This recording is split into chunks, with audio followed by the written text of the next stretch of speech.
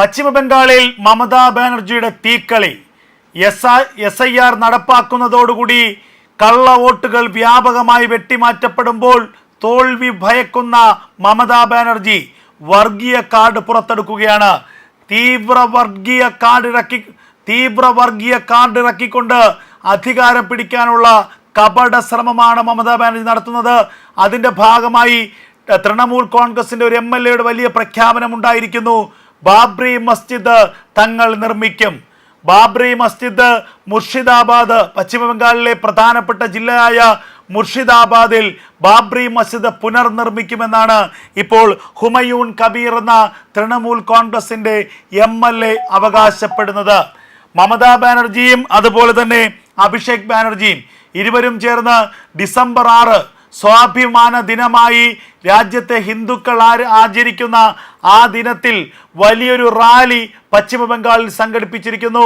ആ റാലി മറ്റൊന്നുമല്ല, SIR-നെതിരെ ജനപ്രക്ഷോഭം ഇളക്കിവിടാൻ, ജനങ്ങളെ SIR-നെതിരെ തെരുവിലിറക്കാനുള്ള വലിയ ശ്രമത്തിന്റെ ഭാഗമായിട്ടാണ് അത്തരമൊരു റാലി സംഘടിപ്പിച്ചിരിക്കുന്നത്. ആ റാലി എന്നുള്ളത് SIR-നെ അട്ടിമറിക്കാൻ, അക്രമ സംഭവത്തിലേക്ക് നീങ്ങാൻ, SIR-ന്റെ പേരിൽ പശ്ചിമ ബംഗാളിൽ ഒരു കലാപമുണ്ടാക്കാൻ, നിരവധി ജീവനുകൾ പൊലിയാൻ, ആ ജീവനുകൾ പൊലിയുമ്പോൾ ഉണ്ടാകുന്ന അന്തർദേശീയ മാധ്യമ ശ്രദ്ധയിലൂടെ താൽക്കാലിക ഒരു പരിഹാരം എന്ന നിലയ്ക്ക് SIR പശ്ചിമ ബംഗാളിൽ നടപ്പാക്കാതിരിക്കാൻ.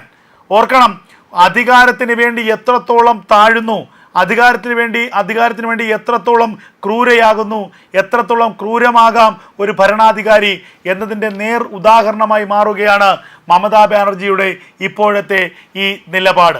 SIR പശ്ചിമ ബംഗാളിൽ നടപ്പാക്കാൻ അനുവദിക്കില്ല എന്ന് പറഞ്ഞ് വലിയ പ്രതിരോധം ഉയർത്തിയിരുന്നു മമതാ ബാനർജി. എന്നാൽ രാജ്യത്തെ എല്ലാ സംസ്ഥാനങ്ങൾക്കും SIR ബാധകമാണെന്നും ഒരു സംസ്ഥാനത്തിനും SIR-ൽ നിന്ന് പിന്നോട്ട് പോകാൻ കഴിയില്ലെന്നും കഴിഞ്ഞ ദിവസമാണ് സുപ്രീം കോടതിയുടെ നിർണായകമായ ഉത്തരവുണ്ടായത്. ഇത് മാത്രവുമല്ല, ഇലക്ഷൻ കമ്മീഷനാകട്ടെ SIR കർശനമാക്കി നടപ്പാക്കാനുള്ള വലിയ പരിശ്രമത്തിലുമാണ്. നമുക്കറിയാം, ബീഹാറിൽ SIR നടപ്പാക്കിയപ്പോൾ 60 ലക്ഷത്തോളം വോട്ടുകളാണ്, കള്ള വോട്ടുകളാണ് വെട്ടിമാറ്റിയത്. അതിന് സമാനമായിട്ടാണെങ്കിൽ പശ്ചിമ ബംഗാളിൽ 1.25 കോടി മുതൽ 1.5 കോടി വരെ കള്ളവോട്ടുകൾ ഉണ്ടാകാനുള്ള സാധ്യതയുണ്ട്. ഇവിടെ ഹുമയൂൺ കബീർ എന്ന തൃണമൂൽ കോൺഗ്രസിന്റെ MLA ബാബ്രി മസ്ജിദ് പണിയുമെന്ന് പ്രഖ്യാപിച്ച മുർഷിദാബാദ്, ആ മുർഷിദാബാദ് മേഖല, തൊട്ടടുത്ത മാൽഡ മേഖല തുടങ്ങിയവിടങ്ങളിലൊക്കെ തന്നെ നൂറുകണക്കിന്, ആയിരക്കണക്കിന് ബംഗ്ലാദേശി റോഹിംഗ്യൻ പൗരന്മാരാണ് അനധികൃതമായി താമസിക്കുന്നത്. കഴിഞ്ഞ ദിവസം മുർഷിദാബാദിൽ SIR-ന്റെ പരിശോധനയ്ക്കെത്തിയ ഉദ്യോഗസ്ഥരെ കണ്ടിട്ട് ആയിരക്കണക്കിന് പേരാണ് കുടിലുകളിൽ നിന്നും തെരുവുകളിൽ നിന്നും ഒക്കെ ഓടി ഒളിച്ചത്. ഇവരെല്ലാം തന്നെ ബംഗ്ലാദേശി അനധികൃത കുടിയേറ്റക്കാരാണെന്നുള്ളതിൽ യാതൊരു സംശയവുമില്ല. അപ്പോൾ ബംഗ്ലാദേശിൽ നിന്ന് വന്ന അനധികൃത കുടിയേറ്റക്കാരെ കണ്ടുകൊണ്ട്, അവരുടെ വോട്ട് ബാങ്ക് കണ്ടുകൊണ്ട് തെരഞ്ഞെടുപ്പിനെ നേരിടുകയാണ് ഈ പറയുന്ന മമതാ ബാനർജി. ആ മമതാ ബാനർജിക്ക് മുന്നിൽ SIR വലിയൊരു വെല്ലുവിളിയാണ്. തീവ്ര വോട്ടർ പട്ടിക പരിഷ്കരണം നടപ്പായാൽ, കള്ള വോട്ടുകൾ വെട്ടിമാറ്റപ്പെട്ടാൽ അടുത്ത വർഷം കേരളത്തിനൊപ്പം നടക്കുന്ന നിയമസഭാ തെരഞ്ഞെടുപ്പിൽ വലിയ തിരിച്ചടി മമതാ ബാനർജിയുടെ പാർട്ടിക്ക് ഉണ്ടാകുമെന്ന കാര്യത്തിൽ യാതൊരു തർക്കവുമില്ല. നിലവിൽ 70 സീറ്റുകളാണ് BJPക്ക് അവിടെ ഉള്ളത്. 215 സീറ്റുമായി വലിയ മുന്നിലാണ് ഇപ്പോൾ തൃണമൂൽ കോൺഗ്രസ്. എന്നാൽ കഴിഞ്ഞ 10 വർഷത്തിനിടയിൽ BJP പശ്ചിമ ബംഗാളിൽ ഉണ്ടാക്കിയ വളർച്ച അത്ഭുതകരമാണ്. ആ വളർച്ച ഇനിയും തുടർന്നാൽ 2026 പശ്ചിമ ബംഗാളിനെ സംബന്ധിച്ച് ഒരു നാഴികക്കല്ലാവും. പശ്ചിമ ബംഗാളിൽ പുതിയൊരു ഭരണ സംവിധാനം രംഗത്ത് വരാനുള്ള എല്ലാ സാഹചര്യങ്ങളും സാധ്യതകളുമുണ്ട്. പശ്ചിമ ബംഗാളിൽ ഒരു ഭരണമാറ്റം ഉണ്ടായാൽ അത് BJPക്ക് അനുകൂലമായി മാറുമെന്നുള്ളതിൽ യാതൊരു തർക്കവുമില്ല. അത് മമതാ ബാനർജിയെ സംബന്ധിച്ച് മരണത്തിന് തുല്യമാണ്. അധികാരമില്ലാതെ ഒരു നിമിഷം പോലും കഴിയാൻ കഴിയാത്ത വ്യക്തിത്വമാണ് മമതാ ബാനർജി. അതുമാത്രവുമല്ല, മമതയെ അട്ടിമറിച്ചുകൊണ്ട് BJP പശ്ചിമ ബംഗാളിൽ അധികാരത്തിൽ വരിക എന്നുള്ളത് മമതയ്ക്ക് സ്വപ്നത്തിൽ പോലും ചിന്തിക്കാൻ കഴിയാത്ത കാര്യമാണ്. അതുകൊണ്ട് തന്നെ ഏതൊക്കെ തന്ത്രങ്ങൾ പയറ്റിയാലും, ഏതൊക്കെ കുതന്ത്രങ്ങൾ പയറ്റിയാലും ഈ പറയുന്ന പശ്ചിമ ബംഗാളിൽ SIR നടപ്പാക്കാതിരിക്കാനുള്ള പരിശ്രമങ്ങളായിരിക്കും മമതാ ബാനർജി നടപ്പാക്കുക. അതിനുവേണ്ടി വലിയ ജനകീയ പ്രക്ഷോഭങ്ങൾ നടത്താൻ തീരുമാനിച്ചിട്ടുണ്ട്. ഇപ്പോൾ ഇതാ പശ്ചിമ ബംഗാളിലെ ജനങ്ങൾക്ക് വലിയൊരു വാഗ്ദാനം നൽകുകയാണ്. ബാബ്രി മസ്ജിദ് ഞങ്ങൾ മുർഷിദാബാദിൽ നിർമ്മിച്ചു തരാം.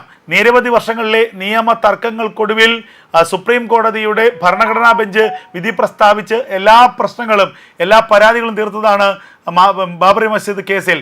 എന്നാൽ വീണ്ടും ആ പ്രശ്നത്തെ കുത്തിപ്പൊക്കി കൊണ്ടുവന്ന് നിലവിൽ അയോധ്യയിൽ രാമക്ഷേത്രം പണിതു, അതിൻ്റെ പ്രാണപ്രതിഷ്ഠ ചടങ്ങ് നടന്നു. മറ്റന്നാൾ 25-ാം തീയതി ധ്വജാരോഹണ ചടങ്ങ് നടക്കുകയാണ്. ഏറ്റവും പരിപാവനമായ ധ്വജാരോഹണ ചടങ്ങ്. ആ ചടങ്ങിൽ മുഖ്യാതിഥിയാകുന്നത് പ്രധാനമന്ത്രി നരേന്ദ്രമോദിയും RSSന്റെ സർസംഘചാലക് മോഹൻജി ഭാഗവത്തുമാണ്. ആ സാഹചര്യത്തിൽ ലക്ഷക്കണക്കിന് ആളുകളാണ് ഈ പുണ്യദർശനത്തിനായി അയോധ്യയിലേക്ക് എത്തിച്ചേരാൻ പോകുന്നത്. ഈ സാഹചര്യത്തിൽ എല്ലാ പ്രശ്നങ്ങളും അയോധ്യ സംബന്ധിച്ച്, ബാബറി മസ്ജിദ് സംബന്ധിച്ച് എല്ലാ പ്രശ്നങ്ങളും രമ്യമായി പറഞ്ഞ് പരിഹരിച്ചതിന് ശേഷം ഇപ്പോൾ ഇതാ വീണ്ടും മമതാ ബാനർജി ബാബറി മസ്ജിദിനെ വെച്ച് ഒരു വർഗീയ കാർഡ് കളിക്കുകയാണ്. ബാബറി മസ്ജിദ് പശ്ചിമ ബംഗാളിൽ നിർമ്മിക്കും, പശ്ചിമ ബംഗാളിലെ മുർഷിദാബാദിൽ നിർമ്മിക്കുമെന്നും ഡിസംബർ മാസം 6-ാം തീയതി സ്വാഭിമാൻ ദിനത്തിൽ തന്നെ അതിൻ്റെ നിർമ്മാണ പ്രവർത്തനങ്ങൾ ആരംഭിക്കുമെന്നുമാണ് ഇപ്പോൾ തൃണമൂൽ കോൺഗ്രസ് അവകാശപ്പെടുന്നത്. നമുക്കറിയാം, SIR രാജ്യത്താകമാനം SIR നടപ്പാക്കാനുള്ള തീരുമാനത്തിലാണ് രാജ്യത്തെ തെരഞ്ഞെടുപ്പ് കമ്മീഷൻ. അതിൻ്റെ ഭാഗമായിട്ടാണ് ബീഹാറിലും പശ്ചിമ ബംഗാളിലും അസമിലും കേരളത്തിലുമെല്ലാം തന്നെ SIR നടപ്പാക്കാനുള്ള തീരുമാനം ഉണ്ടായത്. കേരളം സുപ്രീം കോടതിയെ സമീപിച്ചിരുന്നു.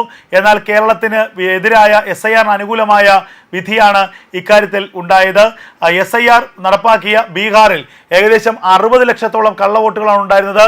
ആ 60 ലക്ഷത്തോളം കള്ളവോട്ടുകൾ ഒഴിവാക്കപ്പെട്ടപ്പോൾ BJPയും NDAയും അത്ഭുതകരമായിട്ടുള്ള വിജയമാണ് ബീഹാറിൽ നേടിയത്. അതിന് സമാനമായ ഒരു മാറ്റം പശ്ചിമ ബംഗാളിൽ ഉണ്ടാകുമെന്ന് തന്നെയാണ് കരുതപ്പെടുന്നത്. പശ്ചിമ ബംഗാളാണ് ഏറ്റവും കൂടുതൽ ബംഗ്ലാദേശികളും രോഹിംഗ്യൻകാരും ഒളിച്ചു താമസിക്കുന്ന ഒരു സംസ്ഥാനം. പശ്ചിമ ബംഗാളിൽ ലക്ഷക്കണക്കിന് ബംഗ്ലാദേശികൾ അനധികൃതമായി കുടിയേറിയിട്ടുണ്ടെന്നാണ് ദേശീയ തലത്തിലുള്ള കണക്ക് തന്നെ. അതായത് 1.25 കോടി മുതൽ 1.5 കോടി വരെ കള്ള വോട്ടുകൾ പശ്ചിമ ബംഗാളിലുണ്ട്. ഈ വോട്ടുകളുടെ ബലത്തിലാണ് തൃണമൂൽ കോൺഗ്രസ് കഴിഞ്ഞ കാലങ്ങളിൽ വിജയിച്ചു വന്നത്. ഈ വോട്ടുകൾ വെട്ടിമാറ്റപ്പെട്ടാൽ, യഥാർത്ഥ വോട്ടർ പട്ടിക പ്രസിദ്ധീകരിച്ചാൽ മമതാ ബാനർജിയുടെ തൃണമൂൽ കോൺഗ്രസ് അധികാരത്തിൽ നിന്ന് പുറത്തു പോകുമെന്ന കാര്യം ഉറപ്പാണ്. ഇതാണ് മമതയെ ഭയപ്പെടുത്തുന്ന ഘടകം.